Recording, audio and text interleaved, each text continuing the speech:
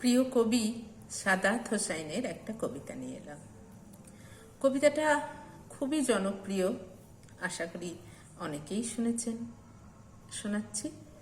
কবিতা একটা দুঃসংবাদ আছে।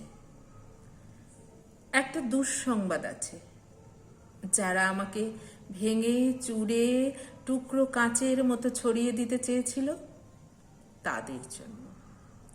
দুঃসংবাদটি তাদের জন্য যারা ভেবেছিল আমি হোঁচট খেয়ে পড়ে গেলে আর কখনো উঠে দাঁড়াতে পারবো না, মুখ থুবড়ে পড়ে থাকবো গা ঘিনঘিনে কাদা।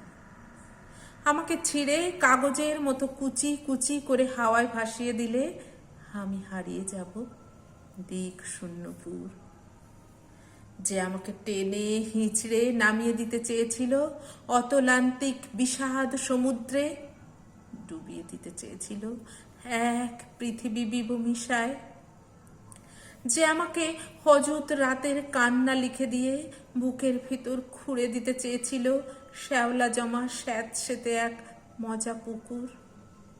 যে আমাকে দুঃখ দিয়ে পুড়িয়ে শেষে উড়িয়ে দিতে চেয়েছিল ছাইয়ের মতন, তাদের জন্য দুঃসংবাদ। আমি এখন পাখির মতন, আমায় ছিঁড়ে কুচি কুচি ভাসিয়ে দিলে আমি এখন ডানা মেলে আকাশ জুড়ে উঠতে জানি। কাটা যায় না, ভাঙা যায় না। আমি এখন জলের মতন ভেসে যেতে যেতে হঠাৎ জলোচ্ছ্বাসে ভাসিয়ে দিতে আমিও জানি ছড়িয়ে থাকা টুকরো কাঁচের শরীর থেকে দুফলা ছুরি হতে। এই যে মানুষ দুঃখ দিতে দুঃখ ভীষণ, সেও জানুক আমি এখন হাসতে জানি। শ্যাওলা জমা পুকুর জুড়ে আমি এখন রোদের মতো ভাসতে জানি।